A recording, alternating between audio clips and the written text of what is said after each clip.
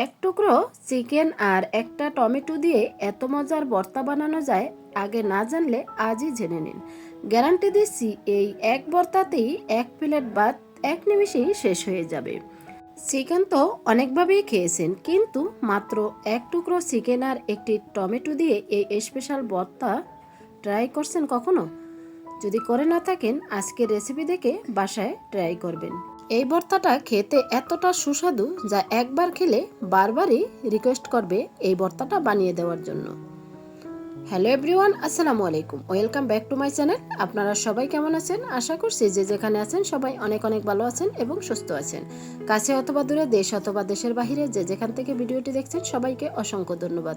সবার জন্য অনেক অনেক দোয়া এবং শুভকামনা রইল।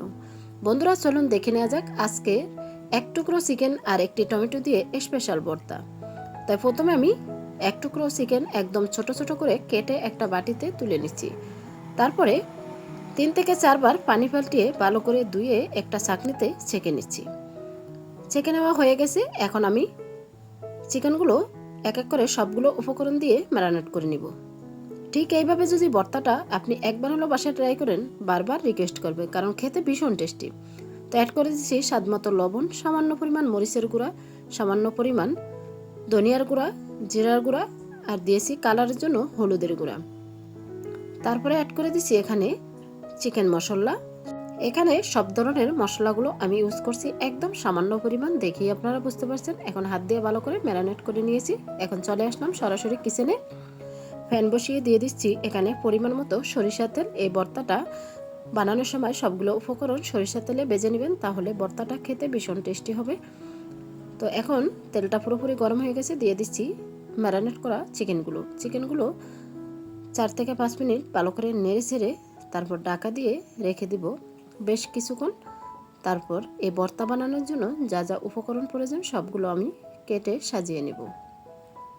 তো ঢাকা দিয়ে রেখে আসলাম। এখানে আমি অফ ক্যামেরায় 4টি পেঁয়াজের খোসা ছাড়িয়ে ধুয়ে নিয়েছি, আর পেঁয়াজগুলো একটু বড় সাইজ করে আমি কেটে নেব। এই ভর্তাটা যখন বানাবেন পেঁয়াজ রসুনের পরিমাণটা একটু বেশি দিবেন, তাহলে খেতে কিন্তু ভীষণ টেস্টি হয়।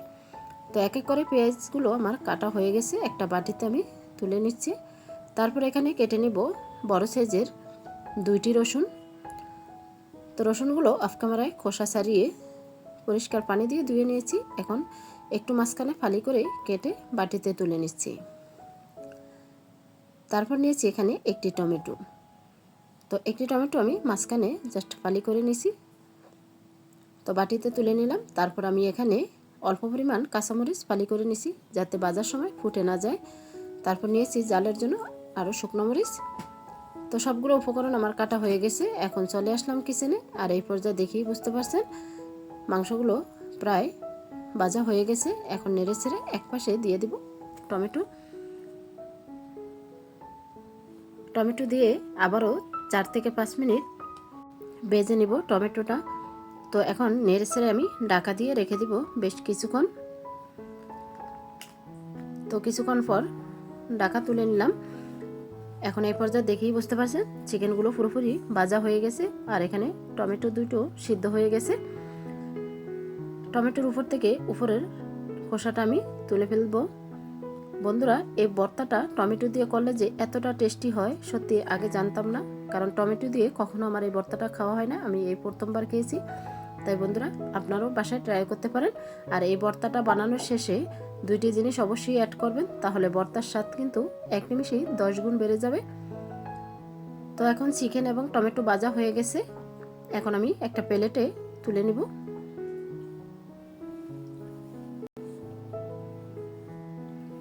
আর বন্ধুরা, ভিডিওটি দেখতে দেখতে যারা এই পর্যায়ে চলে এসেছেন একটি লাইক দিতে ভুলে গেছেন, একটি লাইক দিয়ে কন্টিনিউ করবেন। আর কে কোন জেলা থেকে আমার রেসিপিটি দেখছেন অবশ্যই কমেন্টের মাধ্যমে আপনাদের মূল্যবান মতামত রাখবেন, তাহলে আপনাদের কমেন্টে ধন্যবাদ জানাতে পারবো। আর আমার চ্যানেলে নতুন হলে চ্যানেলটি সাবস্ক্রাইব করে নোটিফিকেশন অন করে রাখতে পারেন নিত্য নতুন সাধারণ জিনিস দিয়ে অসাধারণ রেসিপি পাওয়ার জন্য। সবাইকে অসংখ্য ধন্যবাদ। তো চিকেন এবং টমেটো তুলে নিয়ে আবারও দিয়ে দিচ্ছি পরিমাণ মতো সরিষা তেল। তেলটা গরম হয়ে গেছে, এখন আমি অ্যাড করে দিচ্ছি এখানে কাঁচামরিচ এবং শুকনো মরিচ কাঁচামরিচগুলো ব্রাউন কালার করে ভেজে নিব। মরিচগুলো ফালি করে দিলে আর ফুটে না, আর যদি ফালি করে না দেন ফুটে হাতে পড়ার সম্ভাবনা অনেকটাই বেশি থাকে। তো ভাজা হয়ে গেছে মরিচ, এখন আমি একটা প্লেটে তুলে নিচ্ছি।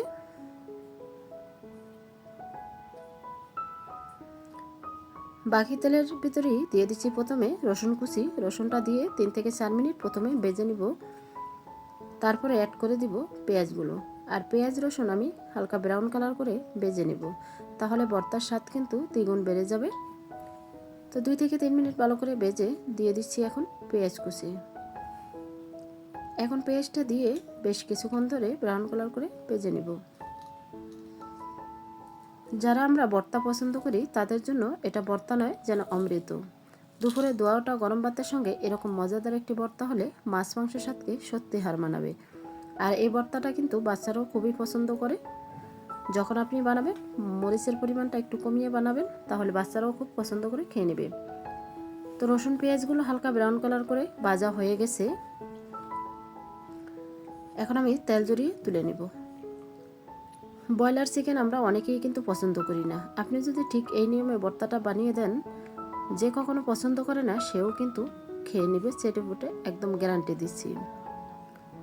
তো তেল ঝরিয়ে আমি বাটনাতে সবটুকু পেঁয়াজ রসুন তুলে নিচ্ছি। তো এক এক করে সবগুলো উপকরণ আমার ভাজা হয়ে গেছে, এখন আমি ভর্তাটা বানিয়ে নেব। আর কিভাবে বানিয়ে নিচ্ছি আর শেষে 2টা জিনিস কিভাবে অ্যাড করছি শেষ পর্যন্ত দেখতে থাকুন। বাটনাতে প্রথমে আমি শুকনো মরিচ, কাঁচামরিচ আর স্বাদমতো লবণ নিয়ে নিচ্ছি। প্রথমে মরিচগুলো আমি ভালো করে বেটে নেব। লবণ দিলে মরিচগুলো খুব দ্রুত বাটা হয়ে যায়, তার জন্য লবণ দিয়ে আমি বেটে নিচ্ছি।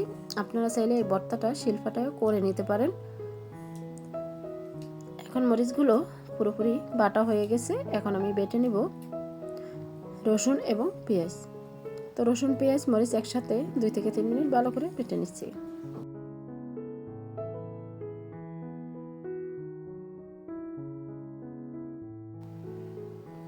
তো রসুন পেঁয়াজ মরিচ একসাথে ভালো করে বাটা হয়ে গেছে, দেখেই বুঝতে পারছেন। এখন এখানে আমি একপাশে রেখে বেটে নিব টমেটো।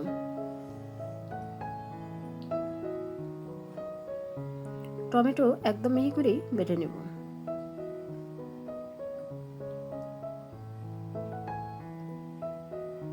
বন্ধুরা, আমার ভর্তার রেসিপিটি যদি আপনাদের ভালো লাগে তাহলে প্রচুর পরিমাণে শেয়ার করে দিতে পারেন, যাতে আপনাদের মতো অন্য আপু ভাইয়ারাও এই রেসিপি দেখে বাসায় ট্রাই করতে পারে। তো টমেটো বাটা হয়ে গেছে, একপাশে রেখে এখন আমি বেটে নিব চিকেনগুলো। আর চিকেনগুলো একদম মুচমুচে করে আমি ভেজে নিচ্ছি। আপনারা চাইলে আরেকটু হালকা করেও ভেজে নিতে পারেন। এটা মুচমুচে করে ভেজে নিলে এই ভর্তাটা খেতে কিন্তু ভীষণ টেস্টি হয়, তার জন্য নিয়েছি। এরকম মজাদার ভর্তা রেসিপি আমার চ্যানেলে অনেক দেওয়া আছে, আপনারা চাইলে পুরো চ্যানেলটা ভিজিট করে আসতে পারেন। তো চিকেনগুলো পুরোপুরি বাটা হয়ে গেছে, এখন আমি একপাশে চিকেনগুলো রেখে এখানে কেটে নিব পরিমাণের থেকেও বেশি ধনিয়া পাতা। এই ধনিয়া পাতাটা ভর্তাতে দিলে খেতে ভীষণ টেস্টি হয় বন্ধুরা। তো আমি একটু বড় করেই কেটে নিচ্ছি, কারণ ধনিয়া পাতাগুলো আমি বেটে দিব, তার জন্য।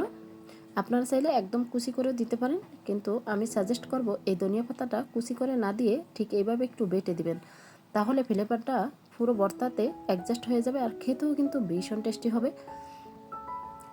তো দেখতেই পাচ্ছেন ভালো করে ধনিয়া পাতাটাও আমাদের বাটা হয়ে গেছে। এখন আমি সবগুলো উপকরণ হাত দিয়ে ভালো করে মিক্স করে নিব। বন্ধুরা, আমার ভিডিওর মাঝে এবং ভয়েসের মাঝে ভুল ত্রুটি হলে ক্ষমার দৃষ্টিতে দেখবেন, আর সবাই সবার জন্য দোয়া করবেন। তো এখন আমি সবগুলো উপকরণ হাত দিয়ে ভালো করে মিক্স করে নিয়ে তারপর আবার একটু হালকা করে বেটে নিচ্ছি।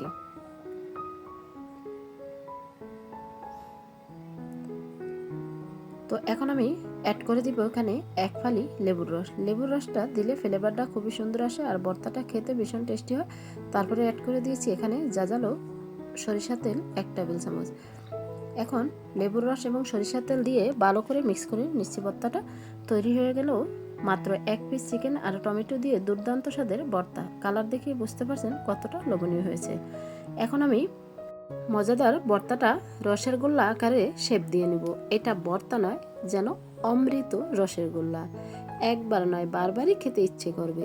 তো এক এক করে সবগুলো বলাকারে শেপ দিয়ে দেওয়া হয়ে গেছে। এখন আমি একটা প্লেটে পরিবেশন করে নিচ্ছি এক এক করে। দেখতেই পাচ্ছেন কতটা লোভনীয় হয়েছে।